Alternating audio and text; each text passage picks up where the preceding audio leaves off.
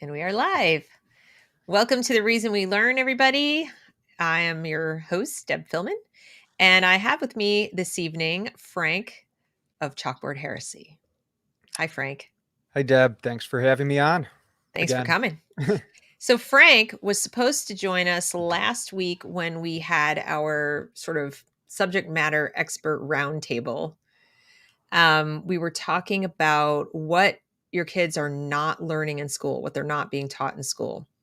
And when I say not being taught, it's not to say no one's attempting to teach it, just not actually happening. And so Frank was going to be there. There were some power outage issues. Did you have Ida? Was it like Ida coming through and knocking things out, or just I don't another know. We've storm? had a series of storms here, and ComEd is just a mess. All Public right. utilities and all that. Yeah. So, but Frank has graciously agreed to come back and help us understand what's going on with history. That was the one Yeah. thing we didn't get to talk about was history in the classroom and in the schools and public schools. So Frank, tell the audience who you are, where you teach, what you teach, all that good stuff.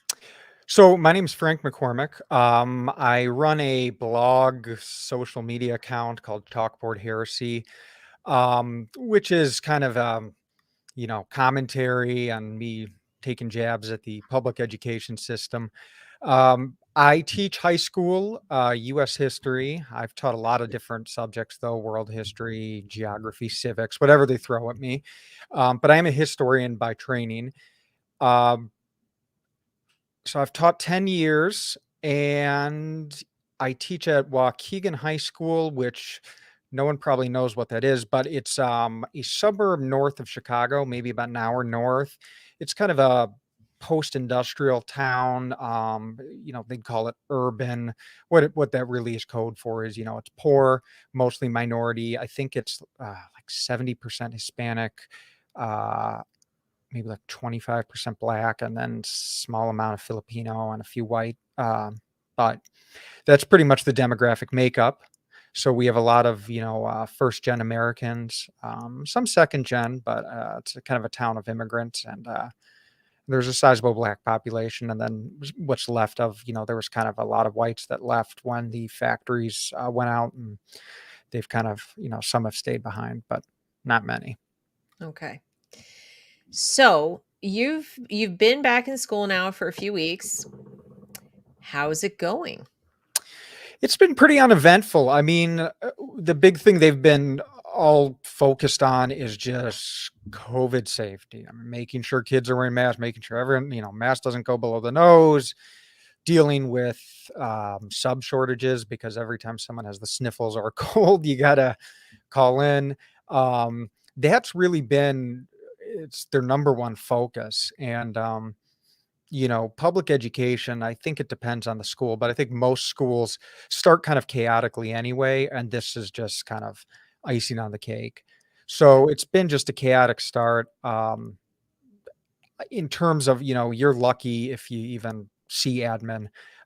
They're running around trying to manage the building as a whole. So I think if anything, it's a lot of teachers are kind of feel like they're on their own little islands trying to figure out what to do, asking for curriculum, asking for resources. But this is nothing new. This is, to me, it's been like this every year.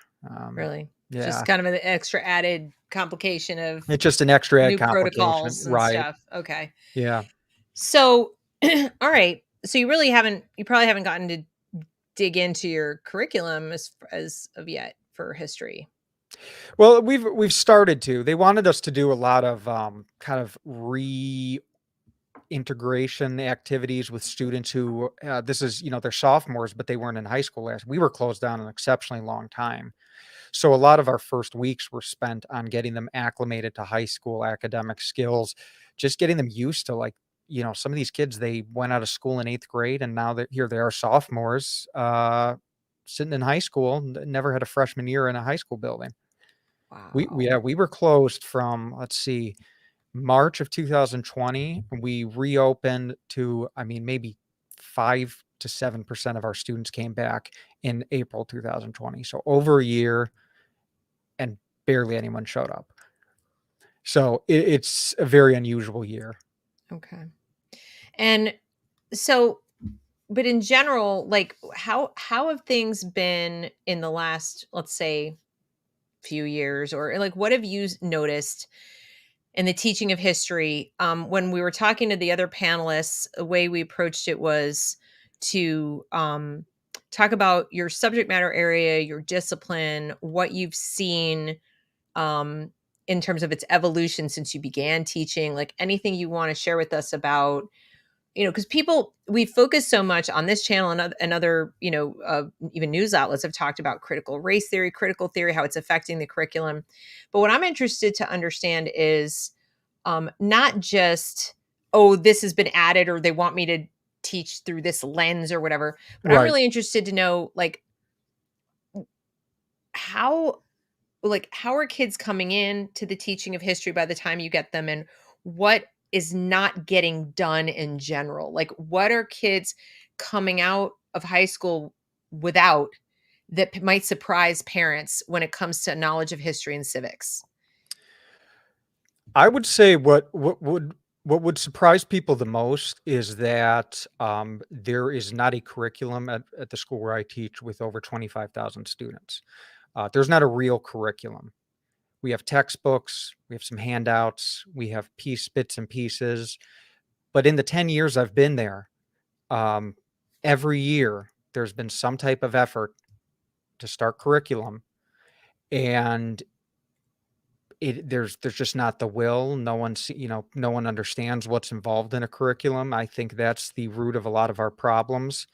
A good real curriculum can take about 1,000 hours to develop, with a team, which is why they either hire people, or they use teachers for the year, put a team together, or they pay a lot of money for one.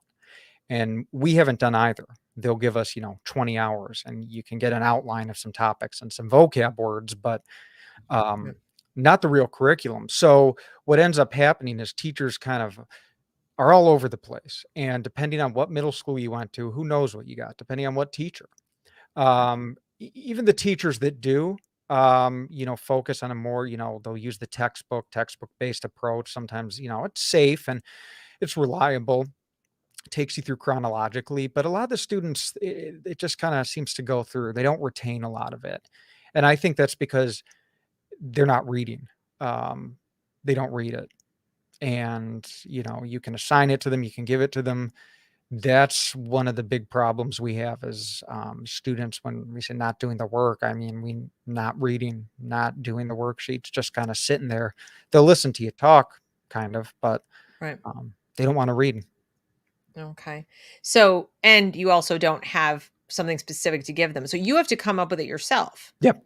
You have to Yep. decide what it'll be. Now, for those lucky students, because I know your approach to history, um, you're probably going to give them the best they're going to get given their reading ability.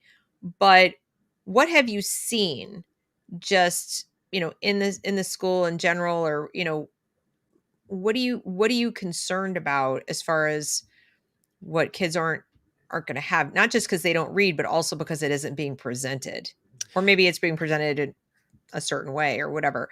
Like, what are the missing pieces when they come out of high school? you know Well, one way to think about history is it is the way we transmit our culture mhm, and our heritage and our traditions. And that's our Western civilization. It's all been passed on through history. Those stories about the Greeks and the Romans, and I remember being a kid, I didn't pay attention as much as I could, but enough of it stuck with me mhm, to help me form these values and these beliefs. And I worry that without a classical historical education, what used to be offered, we're going to lose our sense of who we are and our identity. And you combine that then with the political slant that's coming in to most history classes, right, and it's going to be a negative concept of who we are and what our identity is and what we're capable of. mhm, So that's my big concern. I mean, that is how when people lose that connection to the past and what our ancestors, whether we were related by blood to them or not. Right. We refer to, the founding fathers, you don't have to be English. You don't have to be white. They're the progenitors of the ideas and values that we hold sacred. And Right. I would say the same of the Greek and Romans.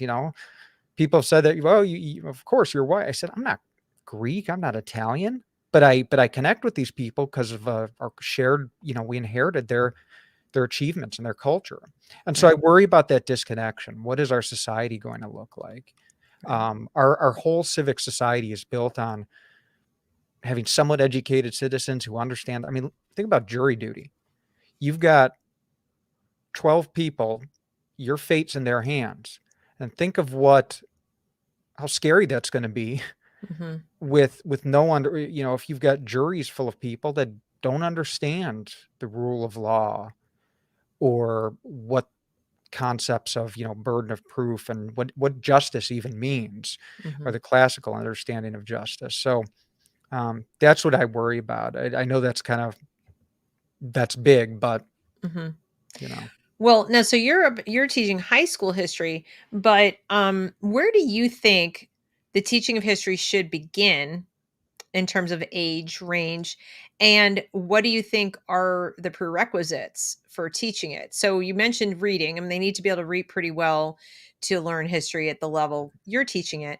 But are you concerned about how they're teaching history to pre-literate kids, for example, in school, where the teaching can realistically only be telling?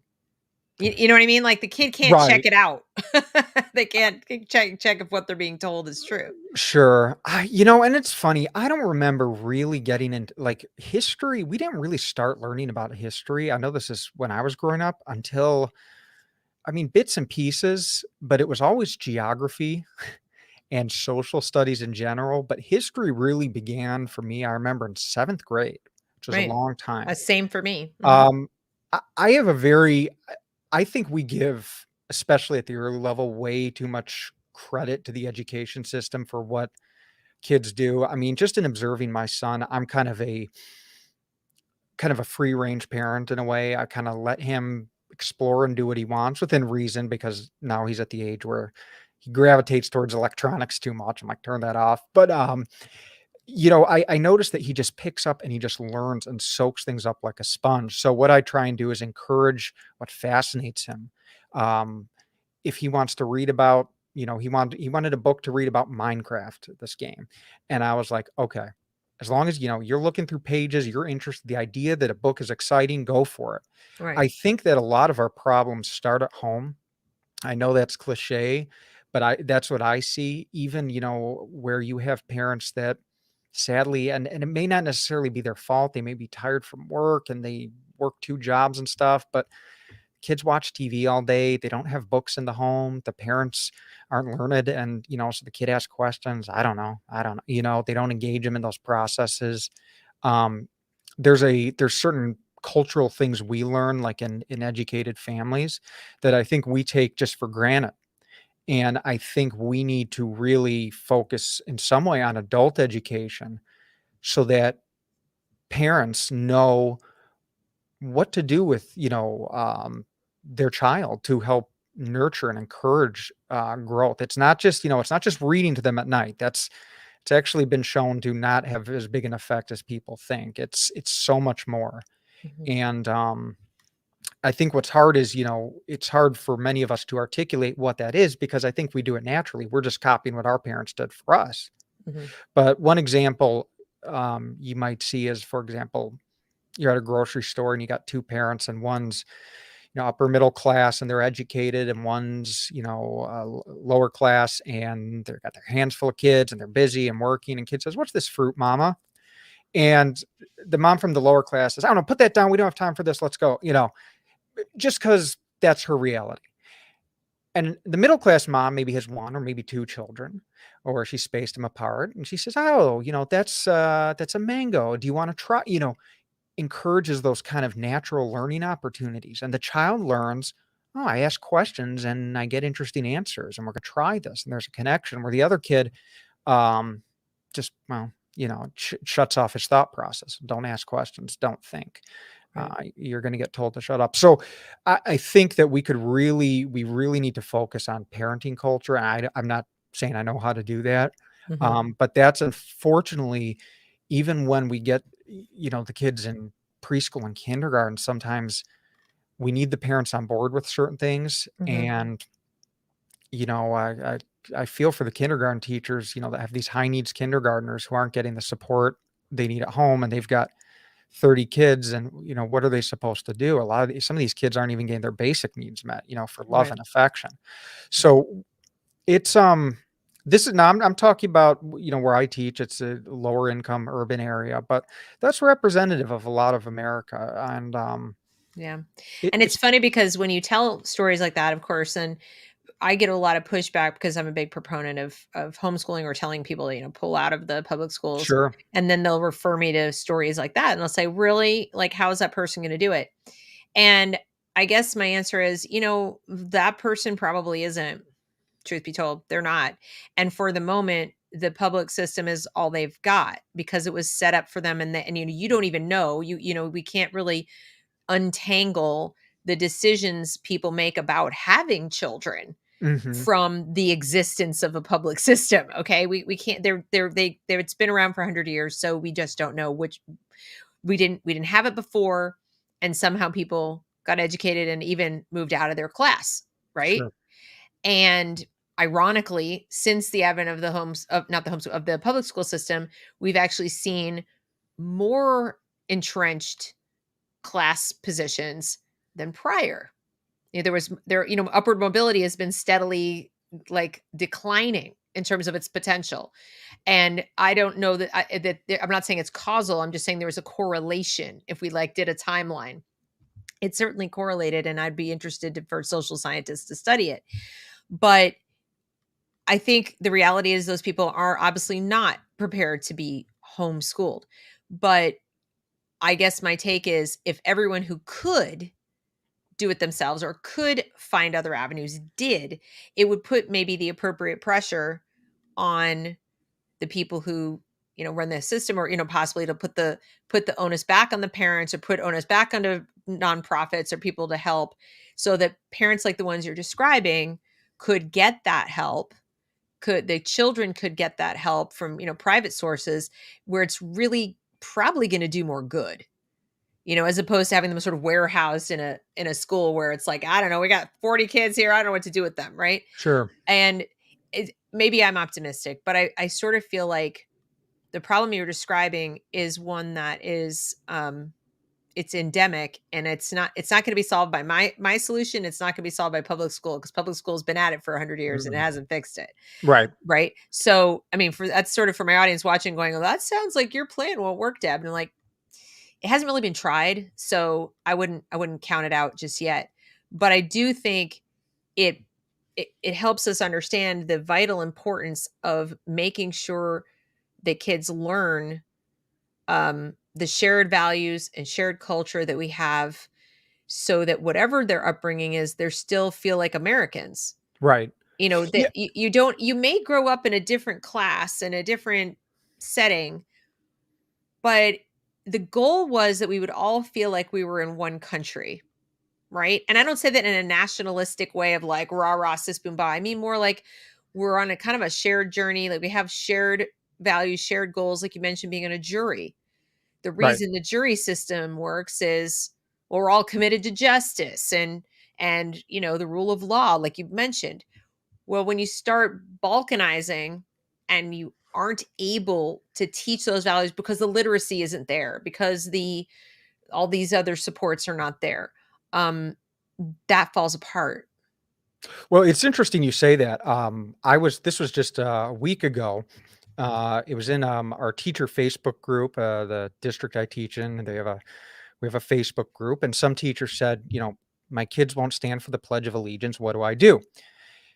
And almost all the teachers said, good for them. They don't have to stand. That's their right. I support them. I don't stand pledges. So I talk about, I write a comment and basically kind of echoed your sentiments. I said, look, Pledge of Allegiance, okay, it may seem silly. It may seem superficial because, it's like a national prayer. in some sense. We all kind of get up and we do the same thing. I mean, if I grew up Catholic, it does remind me in some way of when you're at church, but it's a national idea. And I said, but that's important and there's value in it. And that's something I learned growing up as a Catholic is I learned that traditions and rituals really matter. And they're very important in whatever context they take. There's religious traditions and religious rituals, and there's holiday ones. And I guess that's what makes me a conservative in some way. So that's a tradition and ritual that is the one thing we all can do and share together. We can't all pray together because we all, everyone has their different religions and we all have different skin colors and we all, many of us speak different languages and come from, but the one thing we can do together is come as Americans and do the pledge or the national anthem. And it's uniting, it's affirming, and it brings together that sense of common identity. Well, you can imagine what the response was. I mean, it was sarcastic comments, a rude comment, all these likes on the rude comment. And that's, not to go back too much to where the politics, but that's a problem.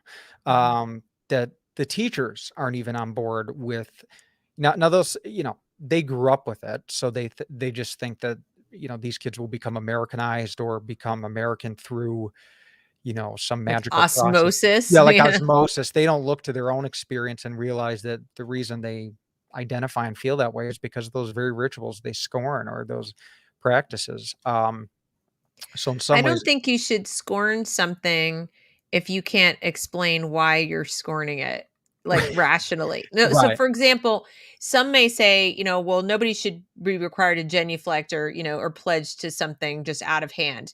And there's an argument to be made for that, sure, certainly. But to your point, that it's there's nothing really inherently like negative. I never thought as a kid of the pledge as when I said I pledge allegiance, like that I was selling my soul or agreeing that I right, was going right, to whatever, fight and die for it's pretty benign as pledges go. It's pretty basic, but what it does include in there is, and to the republic for which it stands, one nation. I preferred indivisible myself, but one nation, et cetera, et cetera. And I like the fact that then you can take it apart with the kids and say, like, well, what do they mean by for the republic for which it stands? yep, And then you can get into like what the difference is between a republic and a straight up democracy. Because what I notice is how many people are walking around, with blue checks on Twitter who don't know that we're a republic. Like, don't even know what that means. yep, And they're really lamenting, like, why can't the president be a king? It's like they don't get it. So having that pledge was sort of a conversation starter when I was a kid.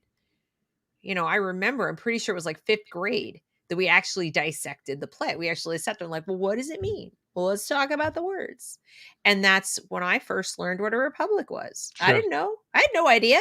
Didn't know what we were. It was the United States of America. I just thought it was just like different cool lines on a map. Like, I didn't know. Um, but they don't seem to understand any of that. And I it's a shame that they don't see that way. And and say, like, you do have a right to not stand. Do you understand why you have that right? Right, right. Like, see, that's kind of like what I would want to know is like, okay, all right.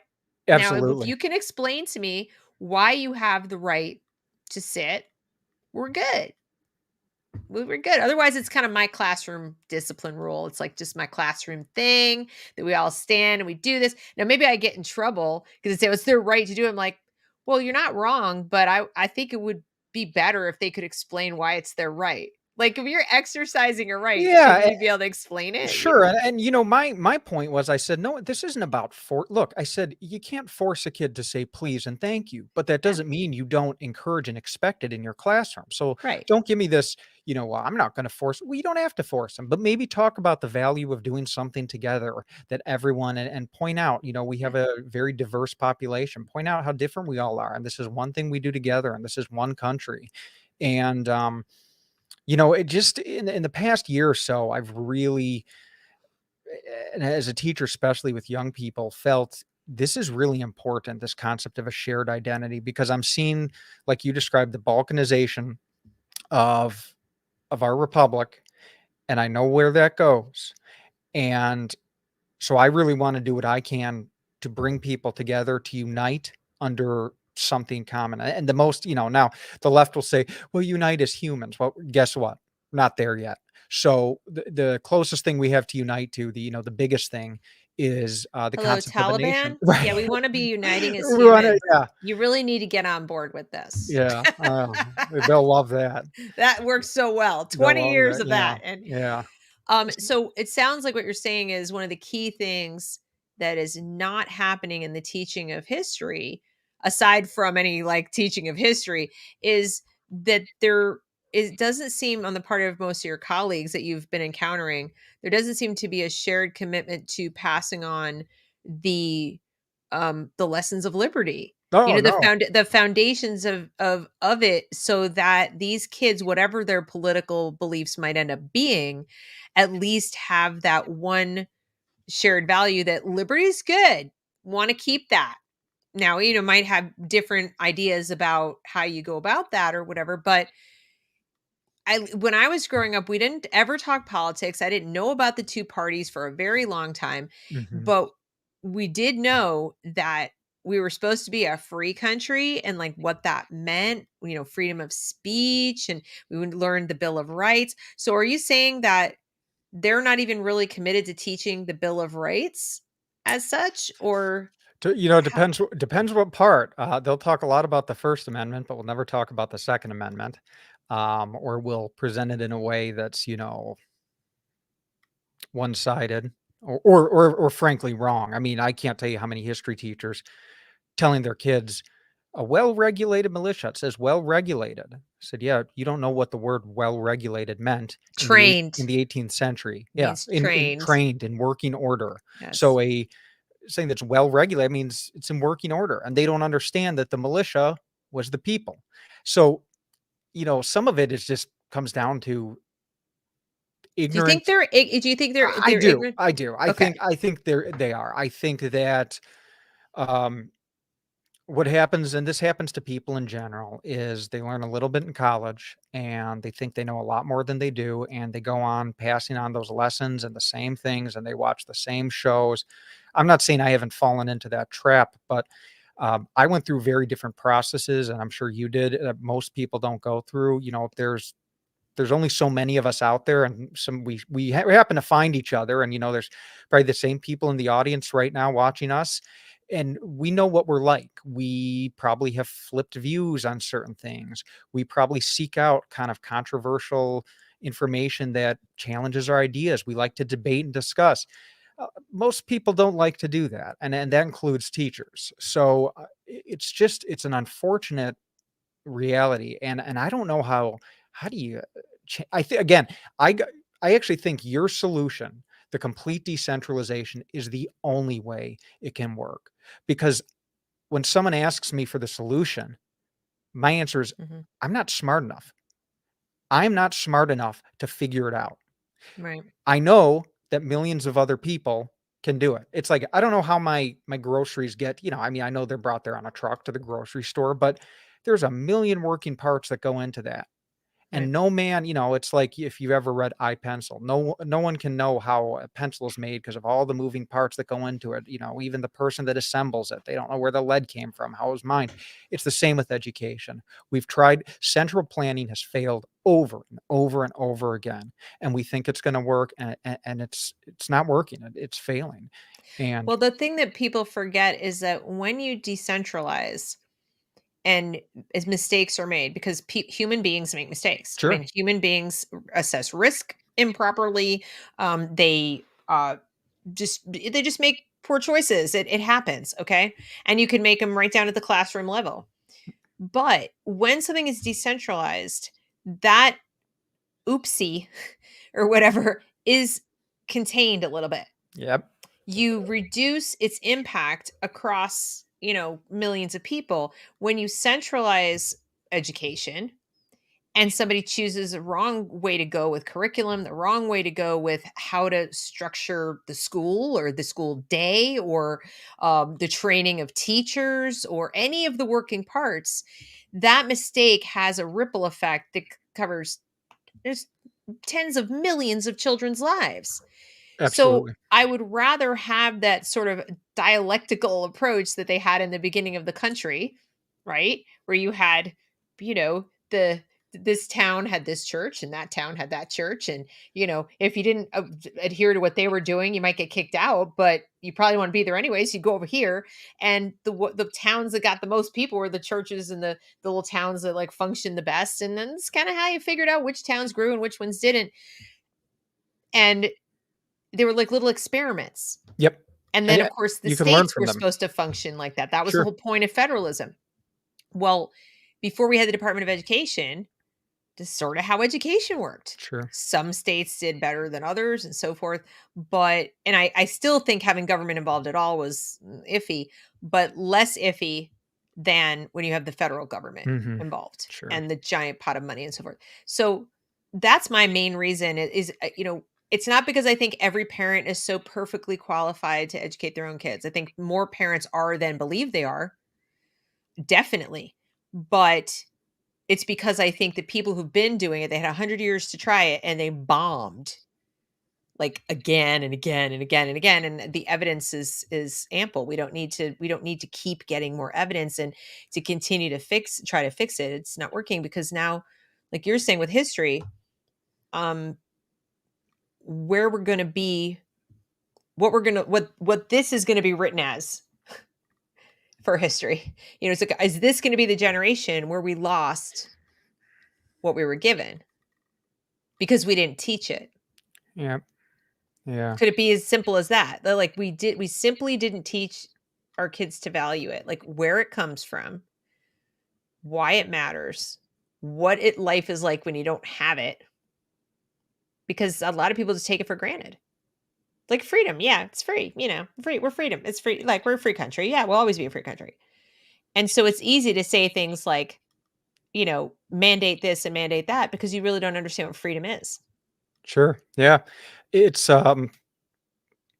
it's really a problem. And I'm at the point where, I mean, I'm kind of cynical. I feel like the only way is we have to, I've abolished public education as we know it. I just don't see after 10 years. I'm not sticking around there forever. I mean, I can no longer be complicit in it. It's just not good. It's not good for you. I mean, when you're in that type of system and you see Right. failure, I mean, just, psychologically, it takes a toll on you, it takes a toll on your health. I think a lot of teachers, that's what they experience. We're witnessing um, a system that's falling apart, that's broken. And I wish more teachers would just admit it, just admit that this is not working. Do you And that think that a lot of them feel that way? I think they feel that way, but they've bought into these kind of tropes that, well, we just need more money. And oh, if the Koch brothers didn't do blah, blah, blah, blah, blah with charter schools, then everything would be golden.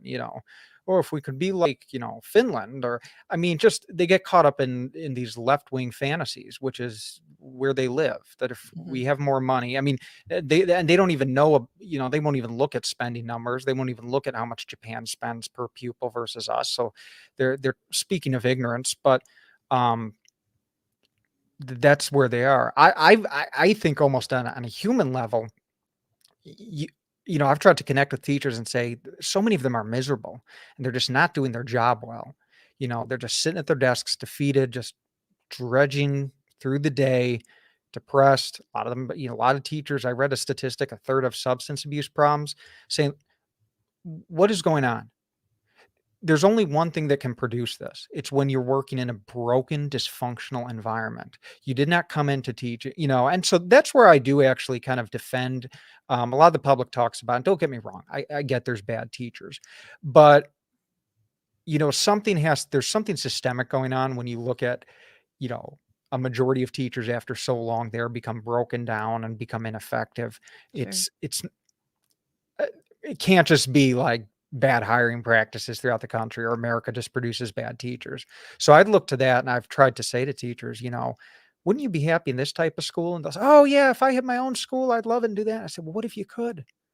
What if you could start your own school? What if you could crowdfund it and you could get and get parents excited, and you can do that stuff. And it requires a creativity that I think a lot of people, I don't know, they think it's too wild, too exceptional. They only know public education. It's like I was speaking to someone who grew up in the Soviet Union. He was saying we only knew the government, grocery store and the Right. rations. We couldn't envision anything else. Right. Boris Yeltsin, when he saw a grocery store in the West, said, "God, if people knew about this, they'd be rioting." And I think it's the same way. I think if we knew what we could have, we would be marching in the streets. But the problem is we just haven't seen it on the scale we need to. If you had your way and you like you could revamp the teaching of history in your particular school. Let's just take the Waukegan High School. And you're getting what you're getting. Okay, so you're already getting what you're getting. You got to work with what you've got. How would you approach these kids? I mean, you are doing it. I assume you're able to kind of choose what you're doing to a certain degree in Sure. your Yeah. classroom. Okay. But let's say total control. Like Total control. total control. You walk in that door, you close the door behind you, and you can teach these kids um what you think they should know. What would you do? So here's an idea. I would start, if I could, I would start with the ninth graders, the high schoolers coming in, and I would start with a Western Studies class. And it would be a history class to focus on the uh, big events throughout history. We'd start with the Hebrews and monotheism and some of these early ideas of laws and justice that come from our Judeo Christian roots.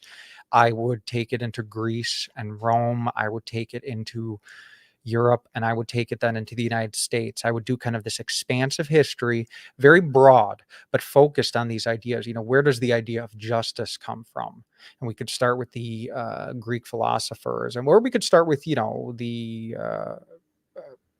Jewish ideas of what a just God was compared to the Mesopotamian gods who weren't very just. And, then how did the Greeks have a concept of justice and how they carried to Rome, and then look at us today. That's what I would do, is have this kind of um, help them link together these big ideas, help them to see themselves and where they are in history as a part of something bigger. Would you Uh, include philosophy in that too, like Oh, Aristotle, absolutely. Plato, and Oh, stuff like that? Okay. sure. I absolutely. I Mhm. think it would, if anything, you could make it a two, freshmen, sophomores, they'd all have to take it. They would be, they would get such a rich understanding of our place in the world and where all our ideas and influences come from. And it would give them a solid background and root and an appreciation. And then when you get into the other stuff, then when you do U.S. history and you get into the other areas, they still have a context for it, and they can understand it in the bigger picture of things.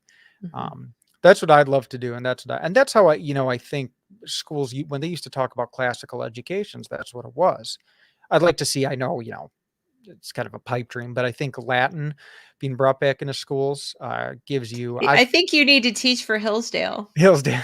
I've had fun just really just kind of learning Latin through Duolingo, this little app, and I mean So it's have you looked at the Hillsdale K12? Have you looked at it at all? They've now got a K12 curriculum. oh, they do. They do. And they have K-12 curriculum. They have K-12 academies. They Oh, started as charter schools, and they have them in okay. certain parts of the country. And they've now adapted their K-12 for a homeschooling audience. And I think they're going to also be trying to open up more of these classical academies around the country, but they've adapted it for homeschool audience. It is a curriculum, so if homeschoolers are going to follow it, they need to follow it. Like, they're going to get the curriculum and they're going to follow. There are different choices as far as what books to use and so forth, but they're going to follow along and learn according to the classical model. But it's very similar to what you described. What you just described is it's well aligned with Yeah, what they're doing. that sounds So great. yeah, I think you might want to take a look at it because they, as far as I know, I mean, they need people who are curriculum developers. They need people who are teachers at the academies. They also need people who I think are facilitators for helping the homeschoolers and things like that. So, Sure. I mean, just something to think about Yeah. because that's No. well aligned. And I was thinking as you were talking, I was thinking to myself, so safe to say the kids in the public school are not doing what you just described. Right. Right. So, Exactly. and I'm not laughing in a good way. I'm saying that that's kind of what I was trying to get at with this show Yeah. was to help the parents understand. And by talking to someone who I was pretty confident was going to describe the teaching of history in a way that I think at least my audience and hopefully other people who will discover this video would think that sounds really good. I think that would be really good. What are we not doing that? That I wanted them to understand that no, we're not doing that. We're not. Right. It, And yeah, it's it's really unfortunate that we're not doing that. And I think people may ask, Frank, why is your model?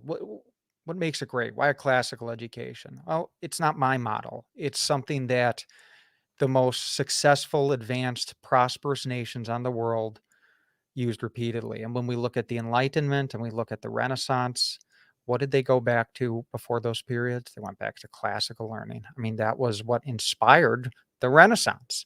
They yeah. started to want to learn. So there must be something to that. And same with the founding fathers. They were inspired by the classics.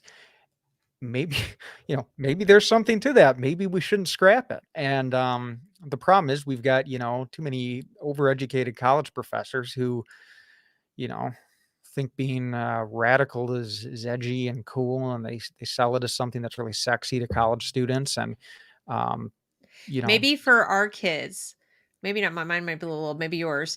Maybe being classical will be edgy and cool. yeah, I hope so. I mean, Yeah, that's kind of what I would like to see because it was for the founders in a way. it was sure. And they were considered radicals. Right. They were absolutely considered radicals, Well, like it's before their definitely time. flipped. It's definitely flipped. I mean, I remember, this was okay, 20 years ago, being liberal was kind of considered edgy or cool when you were younger. Not anymore. I mean, it's kind of like it's routine. It's boring. I've got students in my class. They're really cool. They're sitting in the back, and a lot of them they're Hispanic, and so everyone's expecting them to go, and they're like, I'd vote for Trump, something, and like really bad, and everyone's like, ooh, and they're like, yeah, so what? And people like, kids will be like, but you're Mexican. And they're like, yeah, so like it's become the I edgy do what I thing. want. I do what I want. I mean, that's what it is because there's this Right. group thing. So now it's the opposite. It's funny, or libertarian kids will be like, yeah, you watch Ben Shapiro. I'm like, what is going on in here? You get a few kids like that. It's always funny. And, it's nice to see sometimes that there is a little diversity in the thinking, um, Yeah. and to encourage that. Yeah. And I mean, sometimes too, it just takes one teacher, to expose them. But like I said, I really wanted parents to hear from somebody like you that things that ought to be taught in history. If you're a parent out there and you're under the impression that when your kid goes to history class in an American, school these days, they're going to learn these foundational even facts. Hmm. Okay, like this is the Bill of Rights and this is why it exists and this is what it says and so forth. That they may not even be learning that, never mind its origin, never mind why we have it Right. and where it came from. Because the thing that I've learned in my years on this planet is that if you don't understand why something is what it is, you can't really appreciate it fully. You can't preserve it. You can't protect it. Sure. And so this idea that, to preserve, protect, defend, and all that, I'm seeing increasingly people in positions of power who take an oath to do that. And then they will open their mouths and make it abundantly clear they have no understanding of the things they swore to protect. They Yep. don't even know how they function. Never mind, it's like they don't even know what their job is capable of doing. Right. I see members of Congress all the time and they're saying things and you're like, but you can't do that. Like, did you not know that you can't do that? Right. So that tells me they weren't educated, that they didn't have a proper history education. It's not that they had one and they rejected it. I don't believe that. I don't believe that these people you see running around saying things that are, anti-reason, anti-liberty, anti-American were educated properly and then said, sounds like a really bad idea. I don't like that. Let's not do that. I don't think so. I Right. don't think they were taught why it's good. I think Mm-hmm. they were only taught that it was bad. Yep. And so we have two problems, don't we, Frank? We have we're not teaching the origins of why these things are worth saving. And we're teaching them they're terrible. Get rid of it. Tear it down. So, why would you not accept that it's terrible, tear it down when you don't even know why it is? It's easy for you to say anything about it. The Right. teacher comes in and says it's bad and you have nothing to compare it to. Yeah. No, I agree wholeheartedly. I think I always go back to when past few years, the civil unrest we've seen, the violence, it got a little intense and scary last year. Um, that's a taste of what that teaching, that ideology brings. Those people doing that, you know, trampling the flag. I mean, it, it's not just about people show reverence for the flag. I get that, but it shows that they don't even value the idea of the country. And if enough people get to that point, they're not gonna they're not gonna feel anything. They're not gonna care when they're destroying or using violence to tear it down because they've been taught it's bad, it's evil, and it must be dismantled. Right. And dismantling, they'll say, well, we don't actually mean, through violence. Well, guess what? That's, that's the words you choose. Dismantling has a pretty Well, they specific also connotation. forget that people like you and I are not just going to let them. Right. So Right. even if their intention is just, walk in the front door and, assume that the whole new thing, and there will be people who aren't too excited to give up the Constitution as well. Right. So, that's the thing people never anticipate on the way to revolution is that not everybody wants it. Right. So, Right.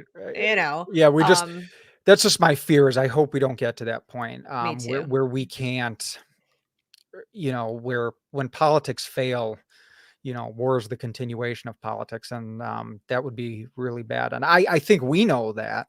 Right. I think it's why we're trying to, put the brakes on these things and say, slow down. But I think there's a lot of people on the left, they're caught up in the romantic ideas of revolution and this fantasy utopia.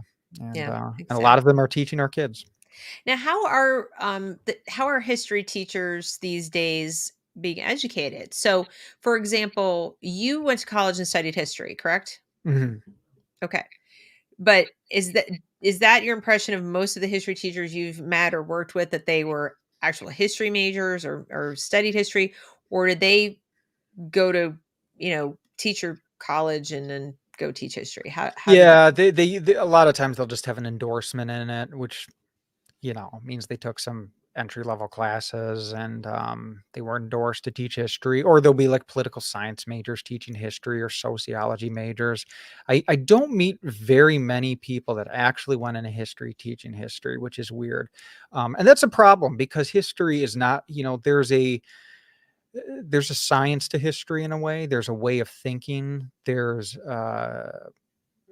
a lot of, I've had history teachers and debating with them. I'm like, you don't understand even how to think about history, about, the idea of a historical context and what that means and why it matters. And, Right. you're just approaching as a which is fine, but there's consequences when you teach kids that. And, Right. by examples like the Second Amendment, like them not even understanding the historical context of it, they didn't even think about that's something historians trained to do. Think about what do the words mean, and at this time, what could this have meant? What Mhm. was the militia in the 1700s? Most people don't think about that. They just kind of read it from their present context, which is natural because you're Mhm. not trained as a historian. But when teachers are doing that, they're teaching kids in essence bad history, the wrong way to practice history. Right. I mean, I cringe when I look at lessons, having them compare this event to what's happening today. That's kind of a historical sin, so to say, in history when you try to make these parallels. You can use the past to understand uh, the present, but when people start to use the present to look at the past, that's where you have a big problem. Yeah. And people that aren't trained to be historians don't do that. Did you happen to catch the interview I did with Phil Magnus about I 1619? No, I didn't. Okay, so it's you guys are like in each other's heads. It's I mean, Okay. because he talked about this very thing and talking about the problems with 1619 and just the way you do history. Like Sure. there's like a right way and a wrong way, and that is the wrong way. When you come at something, he called it presentism. When you come at it thinking, well, that's what the word means now, or where you just completely disregard primary texts or whatever, make stuff up because you start with a conclusion and then you're going to go cherry pick the history to fit that conclusion. That's not that. I mean, it's not how we do science and it's not how we do history. People forget that, as you pointed out, there's a science to it. So I think you would enjoy that because you guys were saying like the same things. That's what historians do. Historians think in those terms. You have to first immerse yourself in the reality of the period that you're trying to Oh, study. absolutely. You Absolutely. can't you can't be the 21st century person saying, "Well, now I'm going to judge this with my 21st century sensibilities and Exactly. vocabulary." And so many of these historical questions that are framed, I mean, even in like official curriculums they have these document-based questions, was what Columbus did right? Like, who cares? Like, what do you mean, was it right? Like, by our standards, I guess sitting on the couch, like eating Cheetos, watching Netflix, like, yeah, I wouldn't have done that. Like, I would have called the cops or something on I mean, eh, Yeah, would you have a mutiny, and how do you handle that in the context of the 15th century? right, Or you run into people you've never encountered, right. and there are some cannibals on the island, and like you don't know if they're going to kill you or not. I mean, I just Well, don't think. also the assumption that everything was great for everyone. So in other Right. words, that just because people are living a certain way, like take Afghanistan for example. I mean, if Christopher Columbus like landed in Afghanistan, he encounters the Taliban, are we going to say like, "Oh, how dare he try to convert them to Christianity and away from their ways?" I mean, or are we going to think maybe he's rescuing those women, like Right, so right. you have to really understand the culture. You can't just come at it from the like this is bad behavior like today because you're assuming everybody is living just like you Sure. and so what I'm noticing kids are not learning is that they're not learning a little thing I call perspective. Mhm. So it's, historical perspective, as you've kind of described it, is the opposite of this presentism where like I am judge and jury of the planet from time immemorial to now, even though I'm 15 or whatever, and I don't really know anything about anything. But I wouldn't do that, so they shouldn't have done that. Right. And that I think is even more dangerous in a weird way than teaching them no history. Yeah. Yeah. I mean, it's almost teaching them wrong, is definitely worse than teaching them no history, because at least with the no history, they might learn it the right way someday. But yeah, you're right. I think that's the way to put it, is a lack of perspective. Yeah. I try to remind my students of that. One thing I think it's just a good, healthy way to live, to be appreciative and to be grateful. I think it makes you happier. And I tell my students that you have no idea, and I really mean that, how good we have it today. And I use I say, I just want one example, medieval ages, or most Oh of my human god. history. Actually, let's talk about most of Yeah. human history, before, I don't know, before the 1920s. Um, Toothache, we've all had one. And you imagine having these rusty metal pliers and I mean, and that was just life in a Yeah. dark, candlelit room, and it was just pain and suffering, and then you I'd die. already be dead. So I like know. life I mean, expectancy is like 30. yeah, yeah. I did. Yeah, I'd be. Yeah. I mean, I would have been dead several times from things that, like, they just have no clue. Right. And that Yeah. historical context. Yeah, hot Yeah. showers, modern miracle. Exactly. I mean, these things that we take so much for granted. We have no idea what time we're living in, and I think young people need to know that, especially because what they want to tear down sometimes is they don't think it can get worse. They think it can only get better, and they have no idea how fragile this Right. relatively peaceful existence we're living in is. I was sort of hoping that the lockdowns and everything would give people a taste of that, but it didn't really. I mean, we had the, like, toilet paper shortage and food shortage and stuff like that, but I don't think people really connected the dots. Right. I think for You some know? people, it's like, this just shows you how good we have it. It almost became like an extended vacation for some people. People were like, Right. well, I get to work from home, or, Yeah.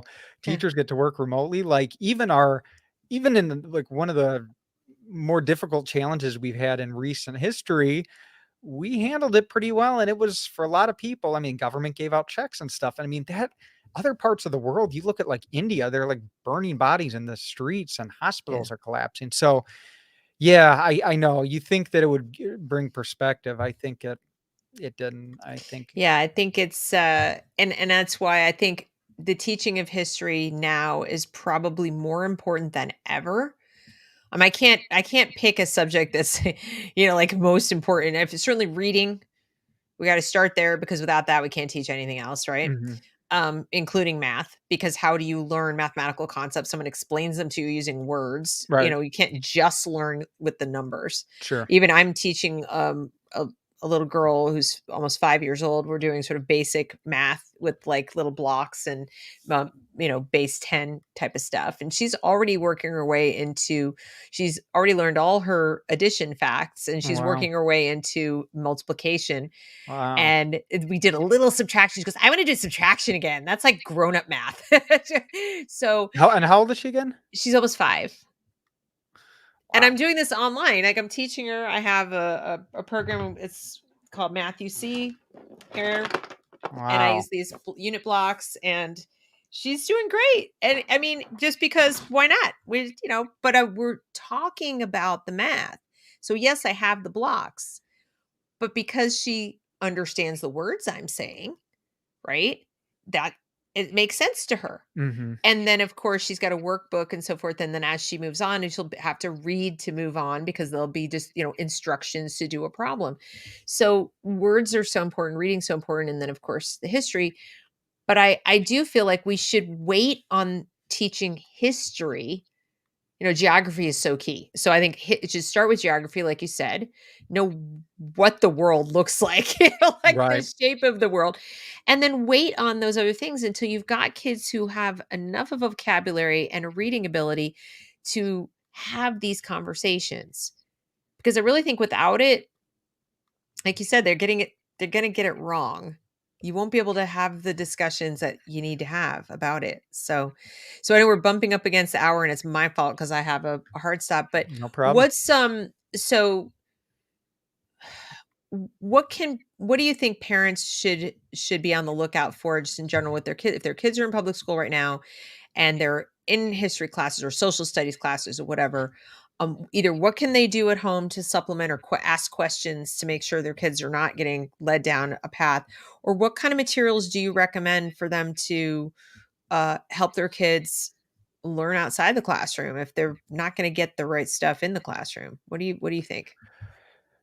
It's hard to say because my son's 5 and we're kind of very much into just letting him play and be creative at this stage. But I've thought about, what would I do think, as he gets older, 6th and 7th grade, I want him to start reading the classics that they're probably not going to be reading in school, and find a way to incentivize that for him and have little discussions with him about it. That's what my grandfather did with me. He used to send me books and he'd say, read a little bit about them. We'll talk about it. And I really enjoyed that. I think just supplementation is what you can do and engage your kids. Again, I'm not one of those people that, when they're little, like thinks you have to be all on top of these things. I think that's actually a time when it's okay to be a little hands off and Oh, let for them sure. explore and create. Definitely not when they're little. Yeah. Right, but I Yeah. think, starting around when your kid's in, 2nd, 3rd grade, you can start with questions, little philosophical questions, and you can just evolve that. I think that's where it started for me was 2nd grade. My grandfather he started engaging me in a way he hadn't before, and he would just ask me little questions, and he'd encourage me to think, why is this like this? Why not this? And then as I got older in 8th grade high school, he'd start to buy me books. And that was where a lot of it happened for me. Right. So if don't worry if your kids are 10 and you haven't been doing these things, that you've still got I think I really didn't take off for me until I was about 14. Okay. And I think Yeah.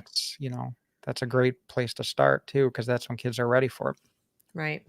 So, and so somebody is asking, like, what about Greek mythology and what about seventh grade? Oh yeah, those are great things. I mean, I don't think, there's a magic number, but I think seventh grade is around that time when they're going to be thinking on a level and way they haven't before. They're going to be Mhm. thinking more abstractly. I think Greek mythology is great. I think connecting them to those classics. Yeah, I think those are all great I things. mean, even if they read Rick Riordan, Percy Jackson series or something, it's still, because I know a lot of parents will say to me, but my kid only wants to do electronics and they want to play online, whatever. And then I would say, well, okay, if you've already got, because it is hard to take kids who weren't encouraged to read in school as much as they ought to have been to get really excited about reading. It was always like, oh God, reading Right. assignment. Um, then I'd still prefer like solid, high quality documentaries Sure, and show them. for history, I'm things like actually, that. yeah, I'm a fan of, believe it or not, movies as a hook. Like if you're okay with your kid at 7th or 8th grade watching Gladiator, I mean, it's violent, but sometimes like, whoa, what did I just watch? I mean, that was Right. crazy. And you say, well, that was based on true life. What? It was Rome. Do you want to go get a book about it? Yeah. And so movies, I've done that with my students. I've shown them like some historical movie, showed them we had to do something on Japan, showed them The Last Samurai, and they were just Oh, engulfed in it. Like, that's a good one. Yeah, I want to know more. So exactly. Yeah, there you that's a go. great idea. That's a great idea. Or World War II, you could show Midway or something. Yeah, yeah. Yeah, I that was mean, good because that was like yeah, really realistic, yeah, yeah. or you could I'm a do, big fan of that. Yeah, yeah, yeah. that's very because that actually had like the real generals or not Sure. generals, sorry, admirals and the real people and it was extremely well cast. They really looked like Yeah, them. I don't know if you saw it, but it was fantastic. yeah. That's a great So, movie. all right. Well, Frank, thank you so much for coming back and sharing your thoughts with Thanks us for about having me. history and definitely take a look at Hillsdale because I'm going to. I I think know. you're like right in that sweet spot. That's I you're know. describing it. I'm like, I think he's either been reading it or he ought to read it. Like I said, check out that Phil Magnus thing because you guys could be twins. I will. Phil Magnus, Hillsdale. That's on Yeah, my list. those are your assignments. That's your homework. And to everybody else, thank you for sitting with us for the last hour Thanks, and share guys. this with your friends if they're interested in history education in America today. And I'll catch you on the flip side. Bye, Bye everybody. bye.